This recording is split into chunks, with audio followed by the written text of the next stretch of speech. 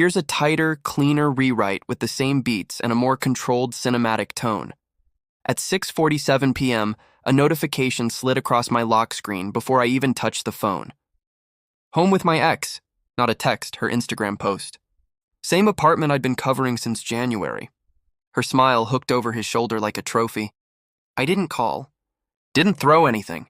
I sat on the couch and let the quiet do what shouting never could. Then I opened the comments and typed 3 words. She posted love. I posted receipts. If you're new here, subscribe. You'll want to hear how quiet revenge sounds. I listed what I paid for. Laptop, me. Rent, me. Phone, me. The smile, also me. I hit post and set the phone face down. 5 minutes of nothing. Then the flood. Likes, hearts, the little dopamine taps from her coworkers, her cousin, people who'd never liked my posts before. Each heart was another nail in the image she curated. I could almost see her screen lighting up, heat blooming through her hand while the fantasy she built, furnished with my money, caught fire. She once told me I was too quiet for social media. I smiled into the empty room. I'm quiet until it counts. Her mother called first. I didn't pick up. Then her sister, then her best friend. Attention had always been her oxygen. Now she was drowning in it. I poured a drink and watched strangers do the math in the comments. Isn't that his apartment? Pretty sure. He pays her bills. The snowball rolled. My silence trended. Her text finally arrived. Why would you humiliate me like this? I screenshotted it and replied with another comment. Messages now mine. 10,000 views in an hour. Her account went private. He untagged himself. The post vanished before midnight. I didn't delete my comment. I pinned it. By morning, my lock screen looked like a battlefield. Missed calls, unread messages, voice notes that began with please let her explain. I made coffee, fed the dog, and stared at the empty chair where she once swore, I'd never betray you. Silence tastes different when you know it's working. Her texts stacked up. Can we talk? It's not what you think. You're being childish. Childish was her word for anything she couldn't control. Around noon, a friend sent a screenshot from Facebook. Her mother had posted, don't believe everything you see online. Family issues are private. The replies were not gentle. Maybe remember that before posting hearts with your ex. At 2 p.m., I heard keys at the door. They didn't turn. I'd changed the lock the night before. She knocked. James, open up. Please, let me explain. I didn't move. Her voice cracked over my name, once a promise, now a plea. I leaned against the counter and listened to the phone vibrating in her hand on the other side of the wood. Her mother? The ex? Both? The knocking faded to a long, defeated quiet. Through the peephole, I watched her slump by the elevator, scrolling the ruins. For a second, I almost opened the door, then remembered cold dinners and practiced excuses. At the table, I opened my laptop and started a list. Every expense I'd covered, rent, car, insurance, vacations, phone plan, gym. I attached receipts. Not to send, just to keep. Proof of what silence had built. Her sister texted, you're destroying her. Take it down. I replied, she did that herself. I just left the lights on. That evening, the doorman handed me an envelope, her ring and a note. You didn't have to do it like this. I folded it once and dropped it in the trash. Silence was enough. On the 1st of the month, I walked into the leasing office with a neat folder of paperwork. Please remove her as an authorized occupant. No scene, no speech. Clean, she called again. Then her mother.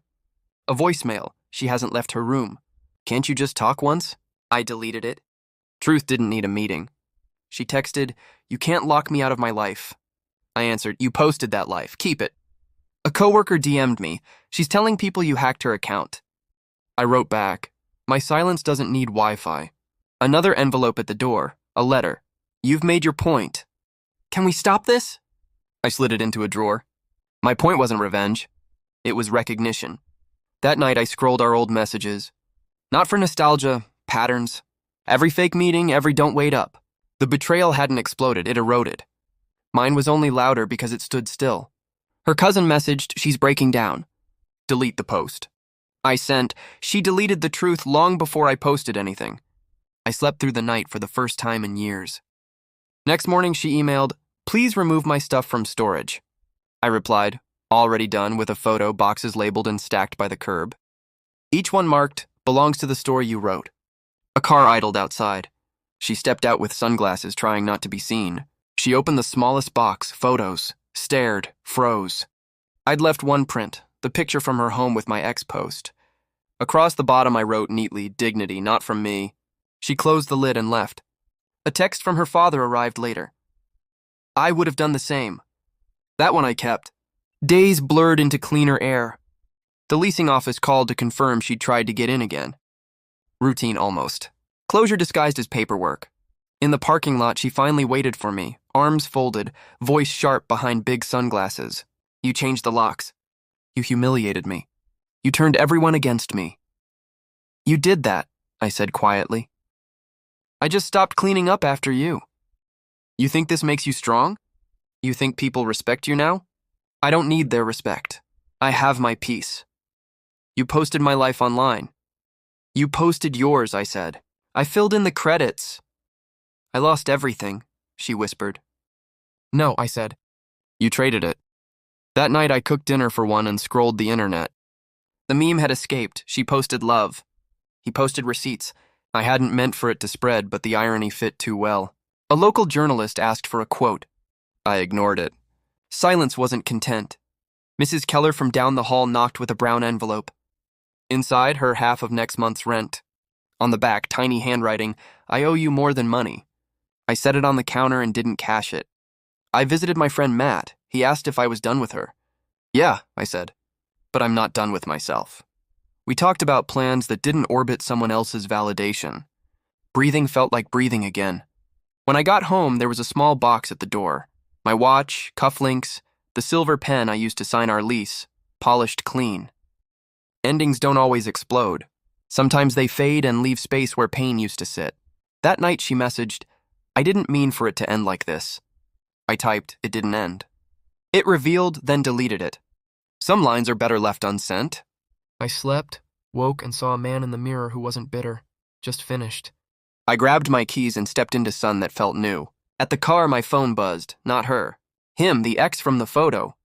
"Man, we need to talk." I almost ignored it. Curiosity won. About what? "It's not what you think." She lied to both of us. We met in a crowded cafe, daylight and neutral ground. He looked tired, not smug. "I didn't know she was married," he said. "She told me you were controlling and done months ago." I almost laughed. Same story, different chapter. He slid an envelope across the table. Photos, a note from years ago in my handwriting. "Home is wherever you are." "Keep it," I said. "You'll understand why." "For what it's worth," he added. "You handled it better than I would have." "That's the trick with silence," I said. "It looks like peace. It's just discipline." That night I pulled out an old journal and wrote, not about her, about me. The red flags I repainted white, the parts of myself I misnamed love. I stopped on one line that felt like a door closing. "You can't lose someone who was never with you." A week later, one last note from her.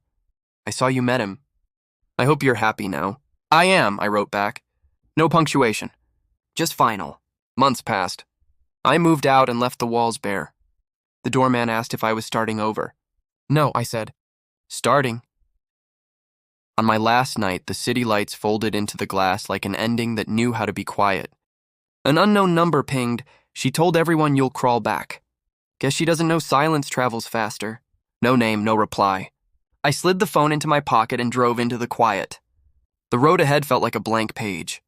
For the first time in years, I wasn't defined by what I'd lost, but by what I'd kept. My dignity, my calm, my truth. Would you have forgiven?